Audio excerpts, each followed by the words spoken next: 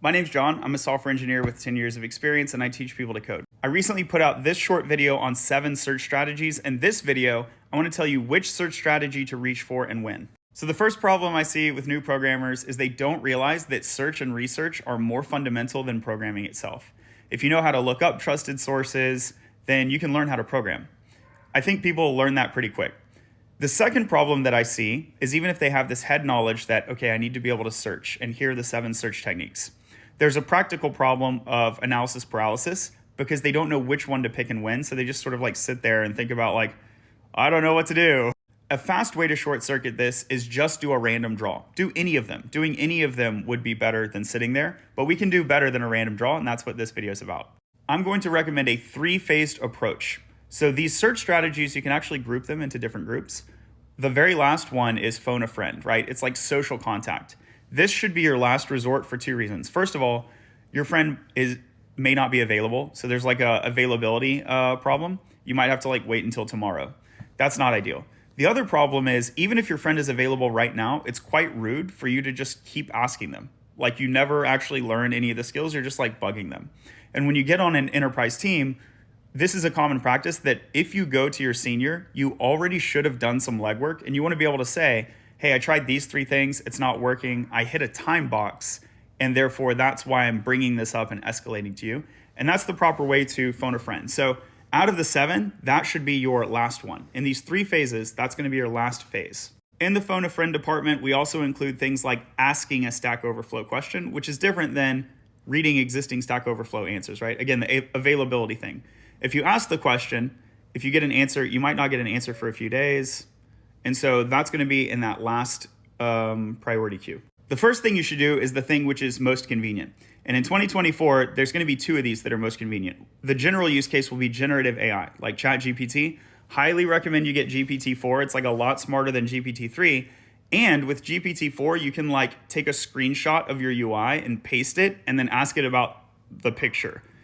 So many reasons to go for GPT-4, but reference code is also even more convenient in some cases. And here's when reference code is more convenient. If I'm working in a project and I'm building like a new component or a new API, a new service, and if I know that this project has some other similar component, and if it's like I'm in my IDE and it's just like I need to click to the other file, that's gonna be like a lot faster than exiting your IDE and going over to ChatGPT, right?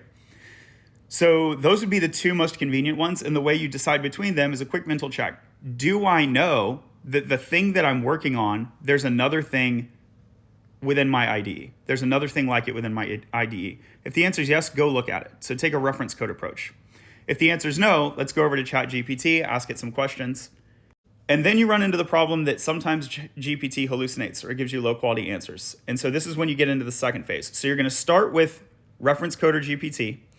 And then if GPT is not helping you, you're going to take a time box. And this should be somewhere between 20 minutes and 2 hours. Don't spend really less than an hour. Don't spend an hour going in circles with GPT. If you realize that it's getting sort of going in logical loops, or if it's giving you answers that don't work, like you tried it and it errors, it's just getting wrong answers. Somewhere between 20 minutes and an hour, or even faster if you can really determine those things even faster, you want to move on to phase 2. Phase 2 is read the documentation, basically. So you can go over to Google, you can do keyword-based search, but these are not random keywords. You're going to search, if you have an error, you're going to search for the error literal. And if you don't have an error, you're going to search for the official documentation of the tools that you're using. So this would be React.js, Next.js. You might search Node. You might search JavaScript, ES5, the Mozilla docs. You're going to want to understand trusted sources. So a random blog would be less trusted than Stack Overflow answer with a lot of positive votes, right? These things take a little bit more time. They're not as convenient. There's a little skill building to recognize trusted sources and build the list.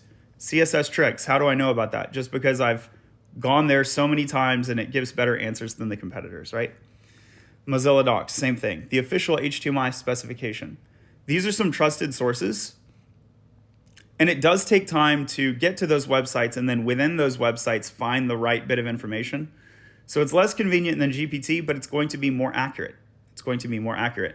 And if you go to that trusted source, this has happened to me before. If you go to like the official HTML specification or the JavaScript specification or whatever. The technical answer might be right in front of you, but it might be hard to understand. They might be speaking in like technical jargon. And so you can actually loop back to ChatGPT in a couple ways. First of all, if ChatGPT has been caught in a loop of confusion, create a new chat thread. Start a fresh thread to wipe its memory. Don't keep going with the same conversation. It will be anchoring in bad context. So make a new conversation. And then what you can do, especially if you have GPT-4, you can take the official documentation link that you found and ask GPT to read it and help you understand it. If you don't have GPT-4, if you're using the free version or if you're using another service like Claude and they don't have this browsing capability, you can just copy bits of the official documentation, like select, copy it on your clipboard, take that bit over to your generative AI or LLM tool and say, help me understand this. And the more specific you can be, the better. And so you're going to want to use your prompt techniques.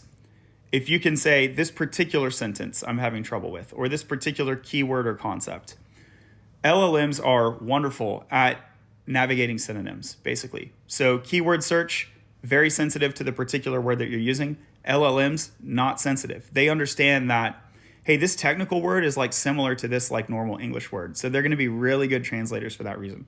Or even this really good non-English word. So if you're like a multilingual student, maybe this language problem is even harder for you. And another value of language models is that they can translate into your native language. Thank you so much for tuning in. If this video was informative to you, give it a like, give it a follow, share it. See you soon. Oh, and sign up at latterly.io, where there's a 30-step checklist to help you learn to code and land your first programming role. Available for free. And then if you want to enroll in premium, there's even more cool stuff.